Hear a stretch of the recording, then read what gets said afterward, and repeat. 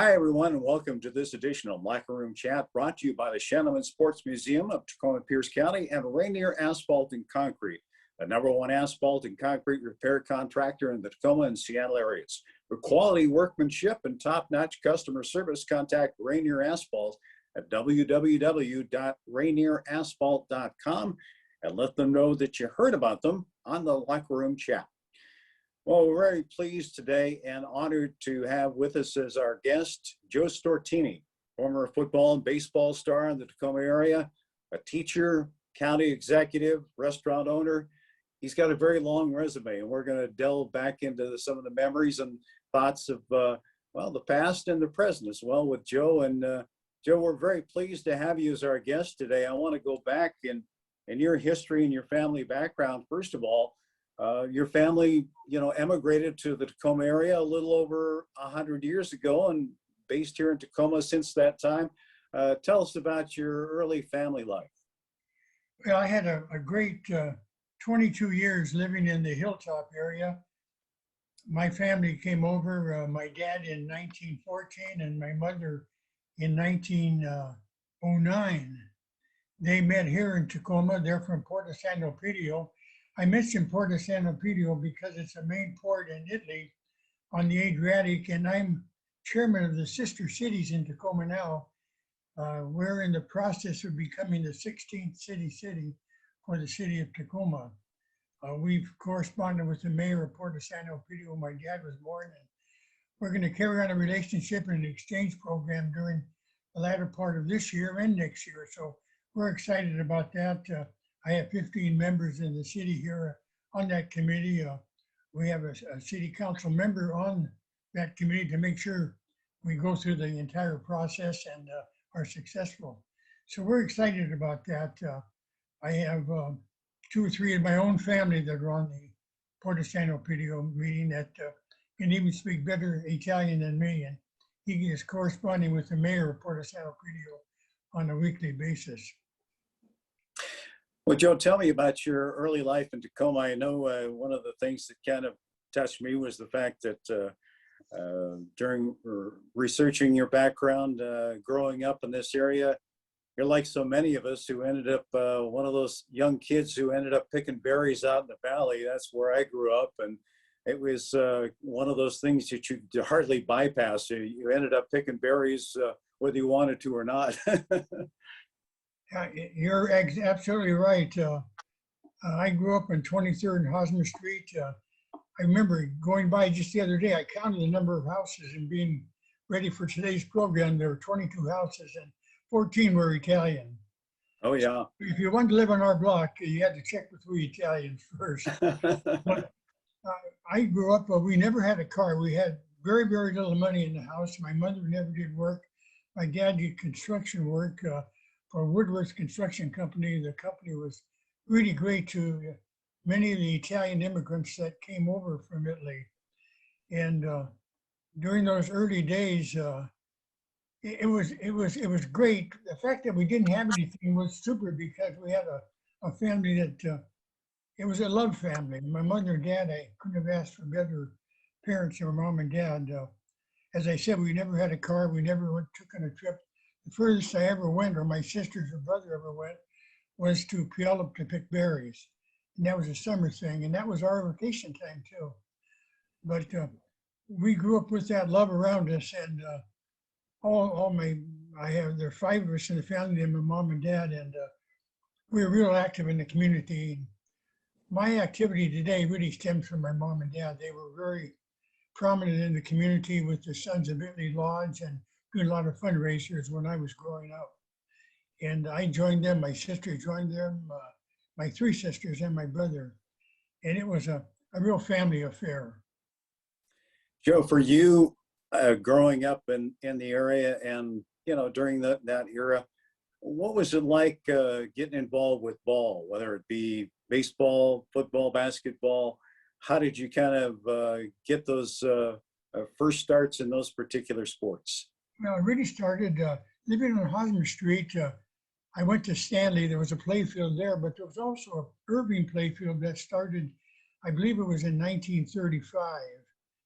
And my dad and I would go up there. I remember when I was 4 or 5 years old, Irving School was still there, and we were able to play catch and shoot baskets there. And my baseball career really started with my dad. I think every day we played catcher, he'd hit ground balls to me, and so by the time I was 7 or 8 years old, I thought I was a pretty good player. Had fun, but I owe a lot of it to my dad.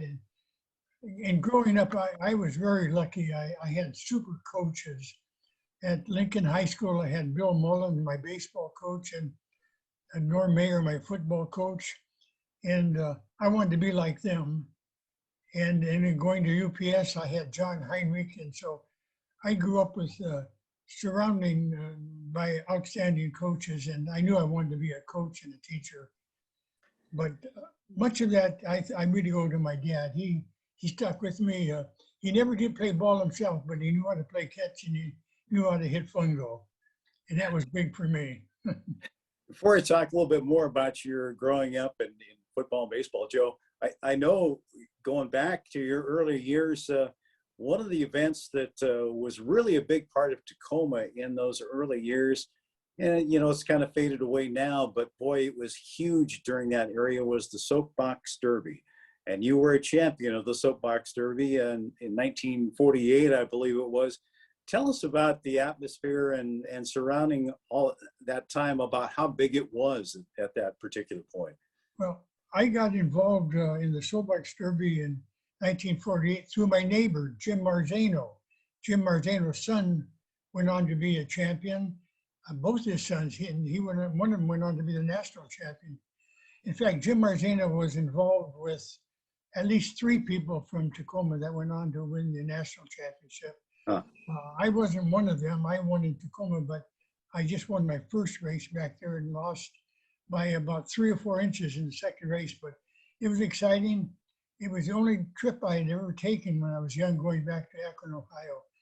But that race was held for the first and only time down on St. Helens Street, where the old News Tribune was, and down to the Roxy Theater, St. Helens. And I can remember that day in 1948, in August of 48.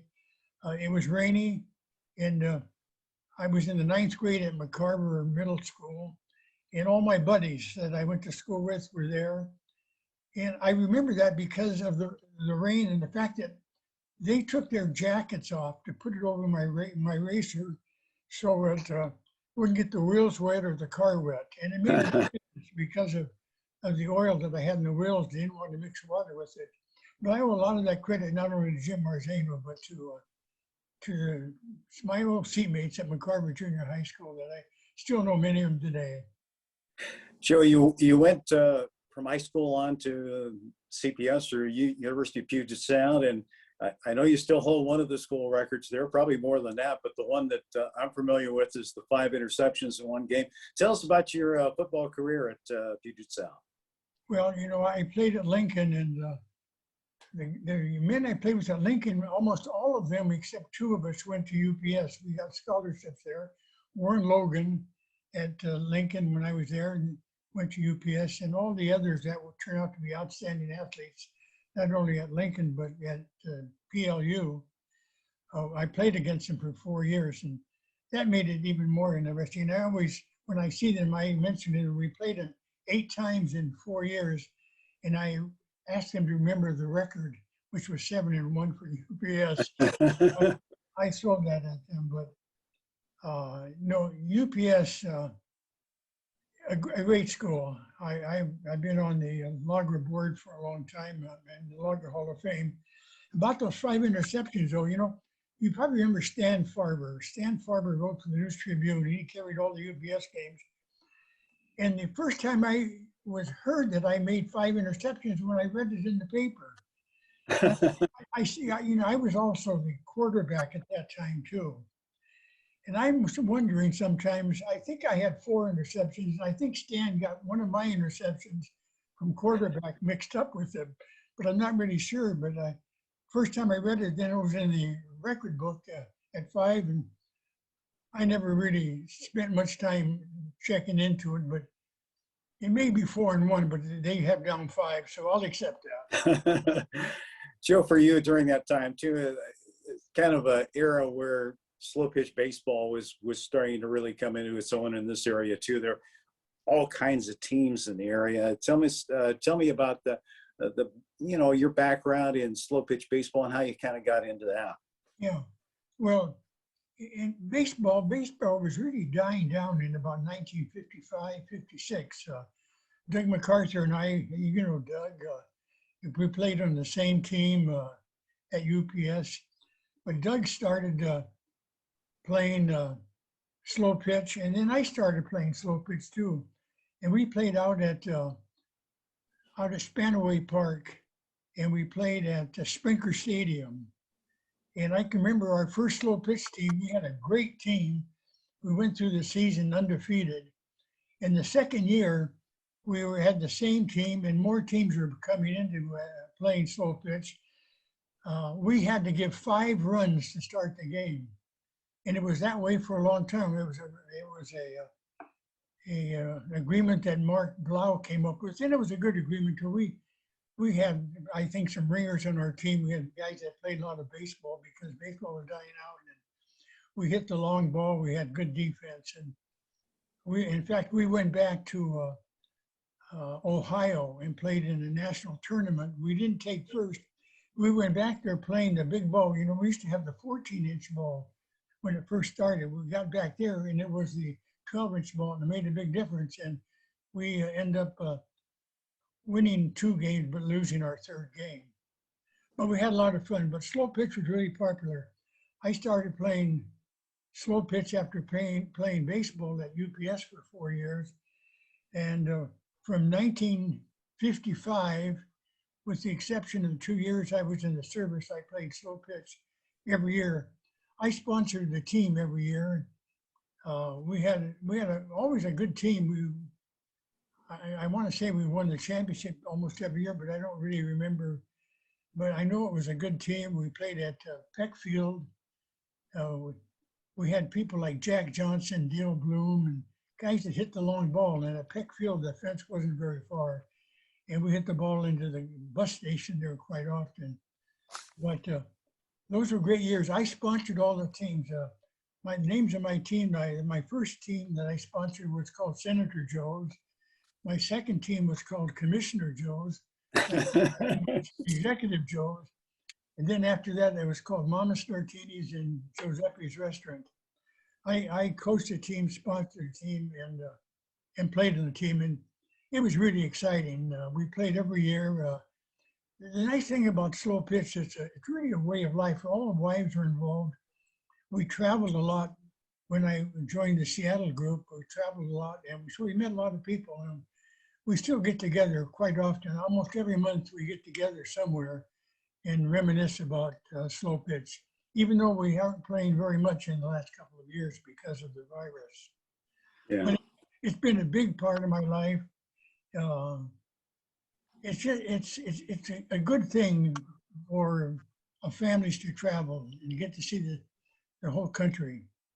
I'm hoping that through sister cities we'll have a trade-off with Italy, Porto San Elpidio, maybe a slow pitch tournament here in Peckfield or somewhere, and then exchange with them, having a team over there too. It would be exciting.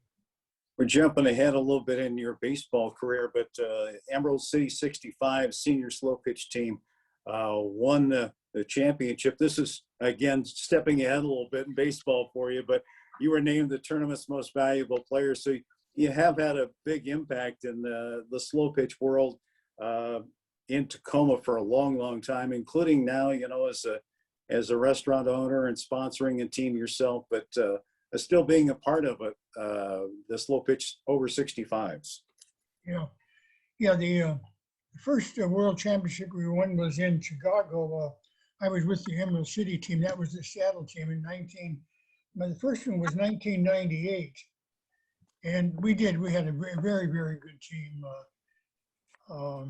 I was real fortunate in that game. I played shortstop. I can remember real well. And you always like to keep some of your statistics. I remember I was 20 for 21 that game. Wow. It's just base hits. Once in a while I get a double or triple, but not very often.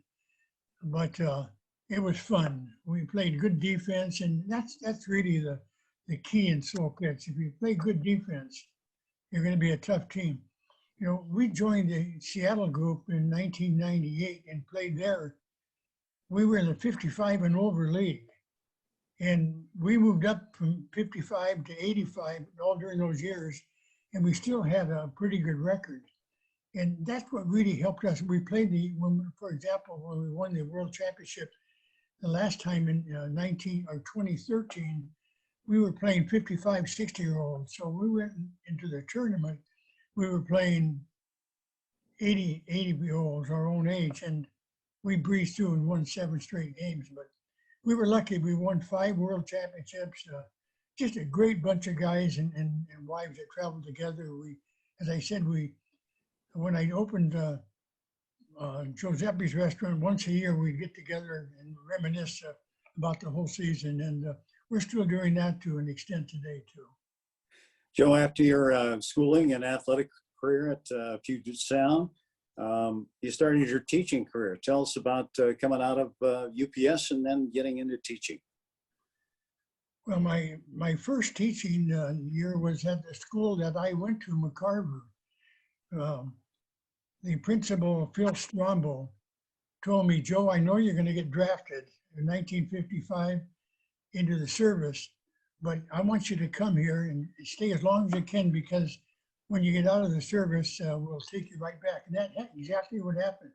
1955, I left UPS. I'd been married for about 1.5 years then. And I started teaching in the 6th grade. We got drafted in November, so I was only teaching for about 2 months. Got drafted, went into the Navy. I asked, there were 19 of us from Tacoma that were drafted at the same time. We were in the room, and the billeting sergeant said, how many would like to go Army? And 18 of the 19 put their hand up, including me. And the billeting sergeant said, no, we can't do that. We're going to put your name in a hat. So they put them in a hat, and they said 9 of them have to go Navy. So the next day I phoned my wife from San Diego. I was in the Navy drafted. And I was really fortunate. I never did get on a ship. I got into special services during the 2 years I was drafted, played football for Navy, and got to travel around the world, the country, and then played baseball when I was transferred up to Sandpoint, Seattle. So my 2 years in the Navy was football and baseball. And so I really owe a lot to the Navy. I really enjoyed the Navy and made a lot of great friends. But most of that time was spent in athletics. And after you came back after the service, then you ended up eventually teaching and coaching as well, I guess, and Right. Wilson and then Mount Tahoma, correct? I went back to McCarver for a year, and then in '58, Wilson High opened. Harry Bird became the football coach, and he called me one day and said, Joe, I need an offensive coordinator. Would you come? I said, sure. So my first 8 years was at Wilson High School. I was an assistant coach and history teacher, assistant to Harry Bird, and I was assistant baseball coach under Marv Scott, 2 outstanding teachers and coaches. I learned an awful lot from them and enjoyed working with them. And Harry Bird was like my father, and Marv Scott was probably the best baseball coach in the country. Had a lot of experience. So I was really fortunate to be under those 2 people. And the principal at Wilson High School was Maynard Ponko. And you won't find a principal that was more well-liked by his staff. Once a month we'd get together, and Maynard would always be there. He was there for us all the time. My first 8 years at Wilson was really exciting. I had some outstanding people. Karen Vial was in my class. I had her. I had other people. I even had probably the most famous person who came out of Wilson High School in my history class. He was a good student. I saw him after class in Olympia because he was working for Dan Evans in the Ways and Means Committee. His name was Ted Bundy. That usually shakes people up when I say that, but he was a good student. I will say that. Wilson High School, I really enjoyed and learned an awful lot. Had some great classes there, and I really enjoyed teaching history and coaching. Now you moved on from there to Mount Tahoma High School, and not only teaching but certainly coaching as well. And you had some pretty good athletes who came through Mount Tahoma during that era. A guy named Bobby Moore, who's known better as Ahmad Rashad, but Bobby Moore back in his Tacoma days, and also a baseball guy who was a key part of the Dodgers World Series run back in the 70s and 80s, Ron Say. Yeah, I love talking about those two, but I had some great players. I went there in 1965, and I was really fortunate. I went there at a time where there's some great sophomores coming in. So it was a great place to build a good football team, and those two people really helped out. But I went to Mount Tahoma as a teacher and coach, head football coach and assistant baseball coach. In my very first year, my backfield, I had people like Don Falk and Jim Berg, and of course, Ahmad Rashad, Bobby Moore, and Ron Say, and some other outstanding players. I had a foster son at that time. He was a sophomore. He was a quarterback at Mount Tahoma. And I kind of fell in love with the kid too, because he became our foster child for the 3 years he was in school. But we had a great year. I always like to talk at the restaurant when teams come in, I get a chance to talk to them. I always like to use Ahmad Rashad as an example of a kid that worked hard in class. He was well liked by the student body, but he was loved so much by his parents and people around him too, because he was just a good person. And he went on to play football, as you know. And I like to use him because sometimes kids say things about their coach that you'll never forget. And he said something to me that I'll never forget. And he has it in his book that he wrote too. And I always like to kind of brag about that. And it's a feel-good thing for me. When he was playing for the Minnesota Vikings, he was all pro for 6 years. He sent me a huge picture of him. And all he said on the picture was, "Coach Joe, thanks for teaching me the game of life." Wow. That really meant an awful lot to me. In fact, I sometimes tear up when I hear that, because I think that's what coaching and teaching is all about. But I was really fortunate. We had our first winning season at Mount Tahoma was the first year I was there. And it was thanks to people like Ahmad Rashad, Ron Say, Don Falk, Jim Berg, and so many others. They were just a great group. And it carried on for 3 years there. We won the championship our second and third year there. We were undefeated. We had 17 straight wins with those players there. And it was a fun time. But more than that, it was a time where some great kids became great people in the community. You kind of laid the groundwork too, Joe, for success at Mount Tahoma. You came into the state title game, came within a win of winning a state championship, and laid the foundation for future Mount Tahoma teams. As George Norty was a guy who followed you, and Yes. They won some state championships. George is my assistant, and when I left to go to UPS to teach and coach, George took over. He did a great job. George was a good coach. He had good people there, but he kept that winning thing there, and I miss him. He's gone now. Joe, let's talk a little bit about after 20 years as a teacher and as a coach. You had success at both. You had some outstanding students come through, and you helped guide them along life's path, so to speak. And then you kind of made the transition in the mid 70s from being a teacher to getting into politics. What was the key to making that move? Well, I had a class on political science at Mount Tahoma High School, and I tried to get all the kids involved in the community. And they went out in the community and did some research about politics and about people running for office. And they came back. In fact, it was led by Ahmad Rashad. He came back and he said to me, "Coach, we did our research, and there's an open seat in the 27th district." I'll never forget, he told me, he says, why don't you run for it and we'll get the whole class to go out and campaign for you. Well, I talked to my family. My wife wasn't for it, but the rest of my family was for it. And so I got back to the class and I said, well, if you kids are willing to help me during the summertime, I'll take a shot at it. And there was an open seat in the House, and their research said, no, you're not going to run for the House, you're going to run for the Senate. I said, well, the fellow that's been in there has been in there 20 years. He's a great guy. He's president of the bank in Tacoma. They said, nope, you're going to run for him. Our research says you got a shot at it. So I said, let's go for it. So they stayed with me all summer long. They went down, my district included Wright Park, and Ahmad Rashad got people and others to play pinochle, and they knew that a lot of citizens come to the park and they play pinochle on the benches there. They campaigned throughout. My whole family got involved. And from what I was told, I looked at it once before. I think I won every district in the Wright Park area because of those young kids. But we ran and we were very successful.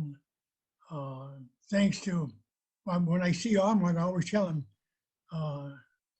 no, I tell him, I don't really want to thank you for getting into politics, but I will. Because politics, seriously, we may be talking about it a little later, but politics is really different today than it was in 1960s and 70s and 80s. But it was those kids that got me excited about it. When I knock at doors, the person would answer the door and say, well, are you the one the kids are voting for? And I said, yeah, that's me. We're all for you. And we won, and we won by a pretty good percentage.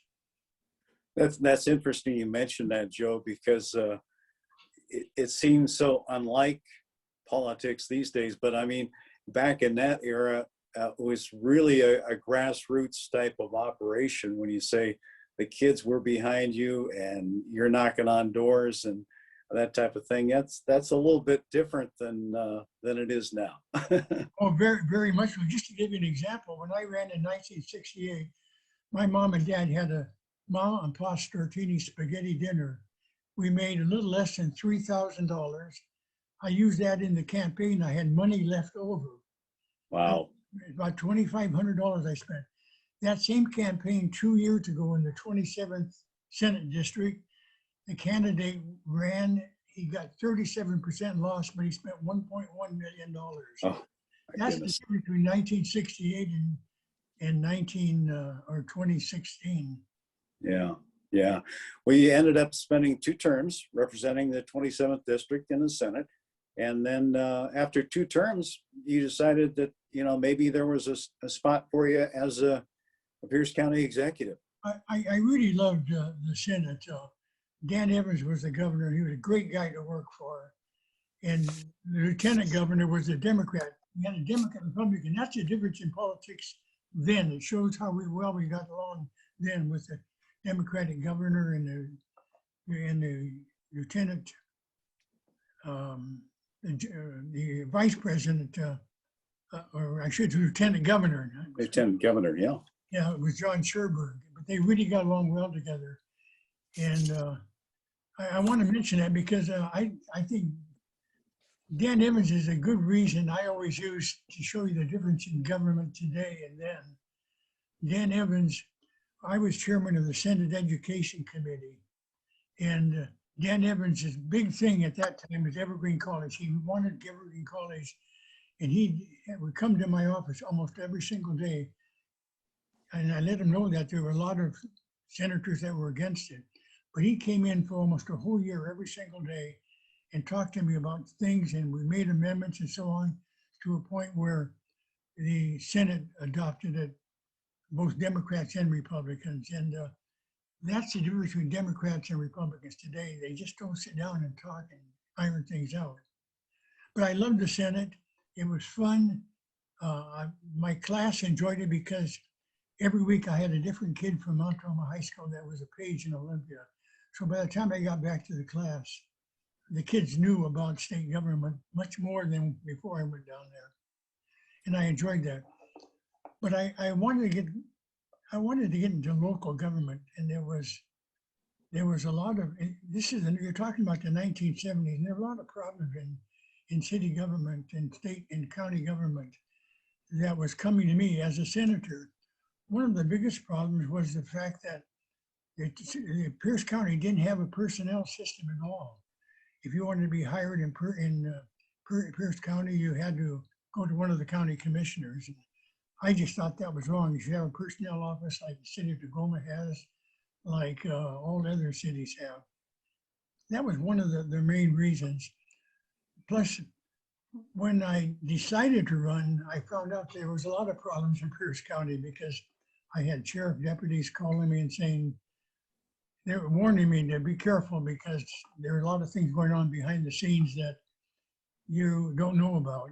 And so I learned rather fast about Pierce County, and I was glad I ran for it, but it was a tough race. And I ran against George Sheridan. George Sheridan was, I liked him. George and I got along well together, but I ran against him. And again, I had a grassroots campaign, and a lot of those kids from Mount Tahoma High School were there again.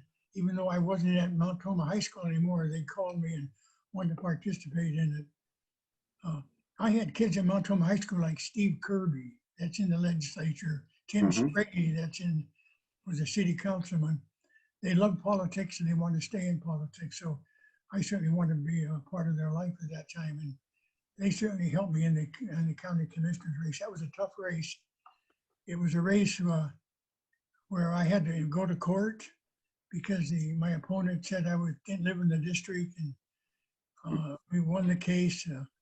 But it was an exciting time, and I really learned a lot about Pierce County.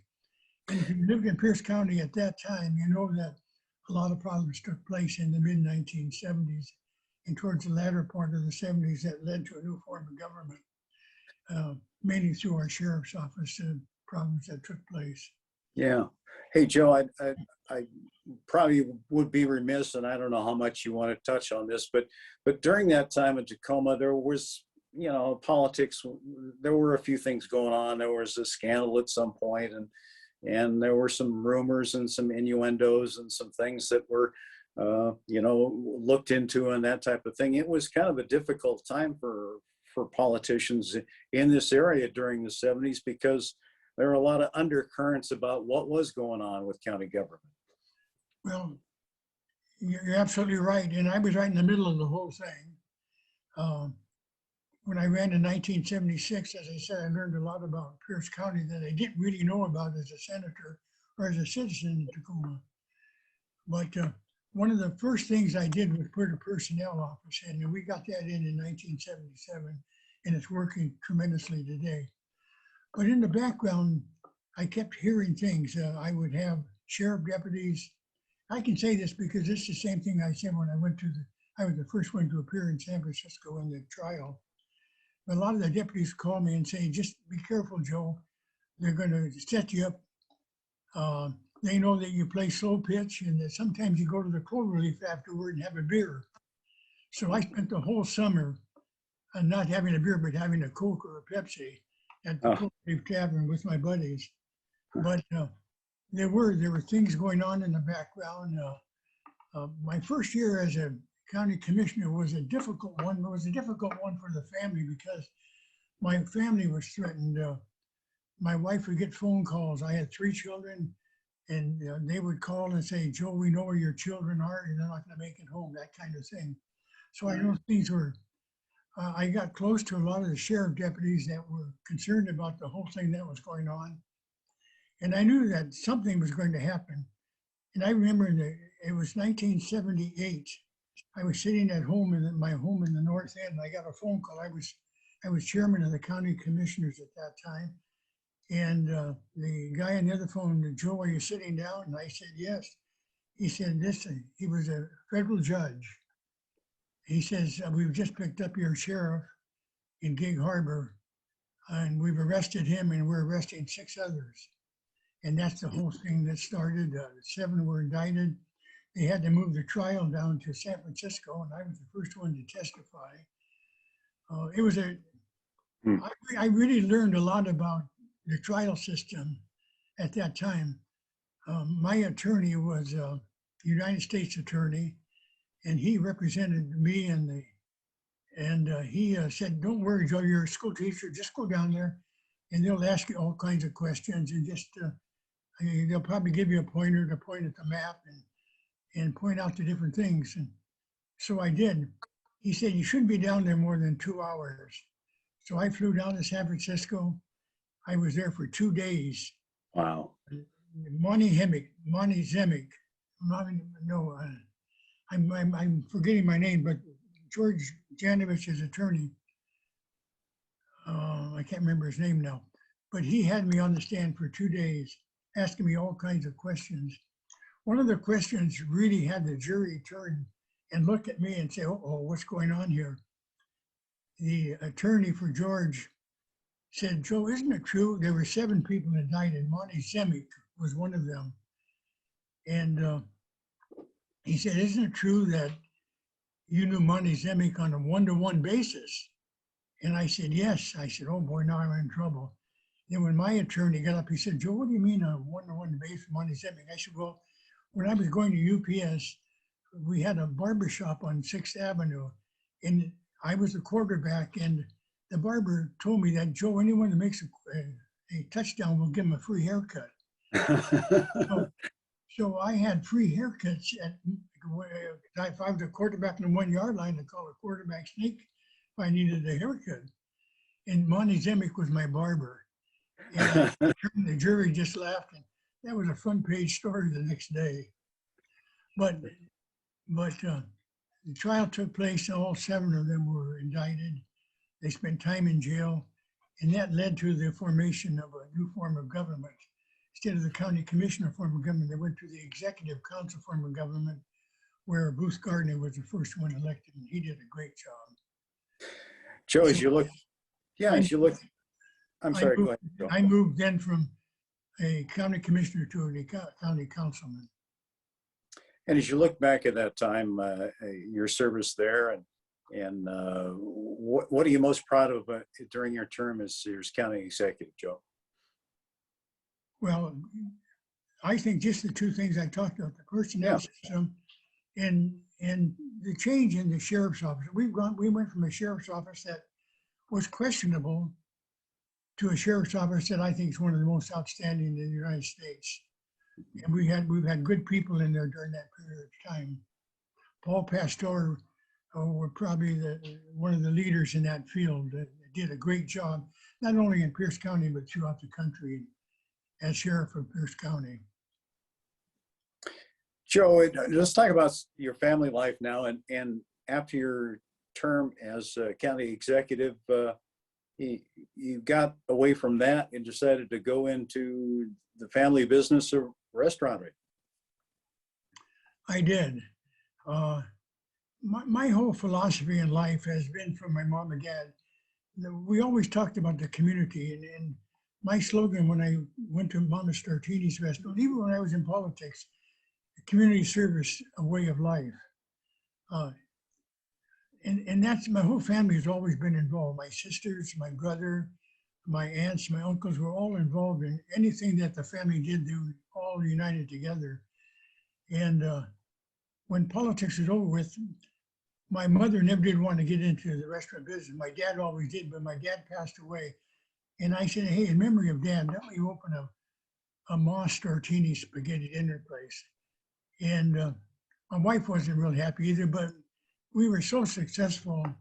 I got people in the family that joined me, and we opened Ma Stortini's in November of 1993.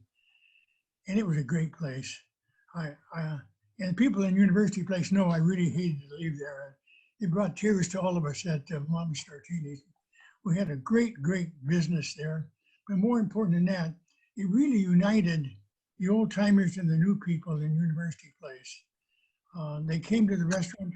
Every Monday we closed the restaurant, and anyone that wanted to have a fundraiser had it. And we had a fundraiser every year for at least 5 years that I was there. We raised a tremendous amount of money for the community and for all the different fundraisers we had. People have asked me how much we raised in fundraising. I'm well over $2 million for Relay for Life. Probably the most successful fundraiser we had was in University Place at Ma Stortini's. And the most gratifying to all of us that worked at Mama Stortini's. There was a young girl at Curtis High School. Her dad worked for the News Tribune. Her name was Sarah Shuckhart. She was a senior at Curtis and she had cancer. And Bob Lucy, who's a leader, he was a leader at Curtis High School, leader in football, just a great person. We got together, he formed a children's fund. And he asked me and we talked about having a fundraiser for Sarah Shuckhart. So we didn't think very much of it. We'd have it one day at the restaurant, but it grew so big and just planning. And we got so many reservations, we had to move it to Curtis High School. And that night at Curtis High School, we had over 2,000 people. Wow. We ran out of food. The next week, I had to feed all the people. There were about 250 at the restaurant because we had run out. In that fundraiser for Sarah Shuckhart, we raised $225,000 from all the different schools in University Place and people that lived there. Even after the banquet that we had, the pennies and nickels and dimes would be coming from all the schools. And it was just it's the most heartwarming thing I think I've ever done in my life. It was a thing that really united University Place. Joe, when I think of you, I think back to people like Stan Nacarado and Clay Huntington and Doug MacArthur, people that have been devoted to Tacoma and serving the community almost above all else. What does that spark for you that really helps you along in trying to serve the community? Well, you're talking about heroes in my book. I served with Clay Huntington as county commissioner. That's one of the reasons we were able to be successful in the 1970s with the personnel office. He saw the need for it too. Stan Nacarado has done so much for Tacoma. My wife and I go to the bowling alley for lunch or breakfast every Saturday morning. Jeannie, Stan's wife, is still there. She runs a great thing. We have our Saturday morning prayer breakfast there. Wednesday morning prayer breakfast there. It's Stan Nacarado was just, and Clay Huntington were two great leaders in the community. Doug MacArthur, Doug and I went through UPS together. I was 2 years behind him. We played ball together. We have stories together. I see Doug a lot now. We're going to get together at the Cloverleaf in a couple of days here. Doug was so community minded. He did so much for UPS while he was there as an athletic director. He was responsible for me getting a job there, teaching and coaching. Doug has, and the two people, Stan and Clay, are just three people that will always be remembered in Tacoma. And I won the Doug MacArthur Citizenship Award from TAC, and that was one of the greatest honors I've ever received. You mentioned in the past, Joe, that positive attitude has been a big part for you in going a long way in life and achieving a lot of your goals and helping people out too. Yeah, well, positive attitude. If you talk to any of the players I had in high school or college, I always talked about attitude. I got the book Positive Attitude by Charles Swindoll, great book to read on positive attitude. I recommend it to our prayer breakfast that we have. And he says in there how important positive attitude is. And I use the saying, and any of my players remember it. He said, 10% of life is what happens. 90% is how you react to it. And so life goes. And that's the way it is. I had a good example at the restaurant. I don't own the restaurant anymore. I sold it last December, but we had a lot of parties there. I remember we had a party for Teresa. Teresa was 101 years old. And no one in her family was alive. But the whole neighborhood wanted to have a birthday party for her because she did so much for the neighborhood. So they came to the restaurant. And after I said a few words about Teresa, I said, Teresa, what's the greatest 10 years in your life? You talk about a positive attitude. You know what she said? The next 10. That's the kind of people I like being around. Positive attitude. I have a family that's full of positive attitude, starting with my wife and my 3 kids. Yeah, your wife Carol and a couple of sons and a daughter. They've helped you along the way, and they were right by you when you got into the restaurant business and really working side by side, day to day, in Mama Stortini's and then eventually in Giuseppe's. Yes, and in fact, I was at Giuseppe's last night. My son Mike, who works for the federal government, he's a criminal investigator. He still goes in twice a week at night, and he loves it there. And he really was a big part in Mama Stortini's, and he's been a big part in Giuseppe's restaurant too. And my wife, of course, she went along with it and worked hard, and the family really made it successful. And the people that I had that were shareholders with me, the Yeah, virus that sorry, came go, John. along, the virus that came along really hurt the restaurant business, and mine was one of them.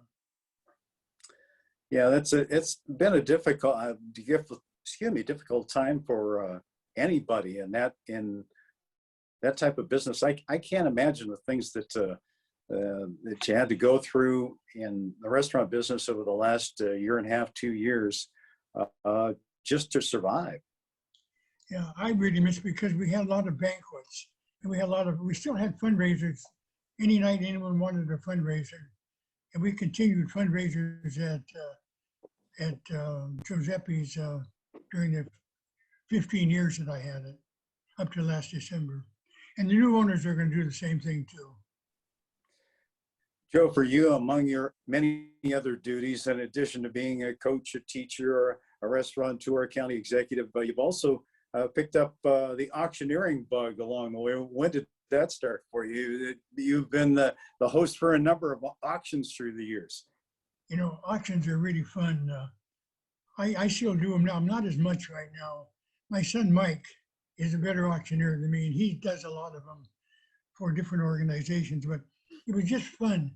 You know, I don't rattle on like a true auctioneer does, but I always have stories along the way, and I move it along fast. And it's fun. It's fun to do auctions. You get to know people. You can almost pinpoint how much money you're going to make from the people that come because they go to so many auctions. But I still do auctioneer every year. I auction for a Gig Harbor group. It's a lady sorority over there, and it's always fun. We usually have about 7,500 people, and we raise anywhere from $4,000 to $6,000. But most of the auctions we had have been extremely good. The one with Sarah Shuckart was probably the biggest one. It was a small number of items, but we had a lot of people that donated money. Sounds like you picked up a few things along the way too about your thoughts about human nature and dealing with so many different diverse aspects of our community over the years, and just the positive feedback that you've gotten and the encouragement that you've gotten, things about human nature that I know have stuck with you. Well, it's been fun. Like I say, community service is a way of life. But the Pierce County and Tahoma has been good to me and to my family too. You know, and along the way, because of the people I've been with, not only the family, but other people I've worked with, we've all united together and we've done so many different things. I've received a lot of awards, but I can really attribute most of those awards to the people around me. You know, for example, the Milgard School of Business, the Small Business Award, Tahoma Community House, where my wife and I were co-chairpersons because of what they did for my dad. We had fundraisers for them. They gave us a community service award. The Rotary Club gave us a service award. Probably two of the greatest awards we had while I had a restaurant is the State of Washington Restaurant Association voted Mama Stortini's restaurant #1 in the state of Washington for giving to the community. And we were #2 in the nation that same year in the 1990s. I think it was 94, 95. And that was a great honor.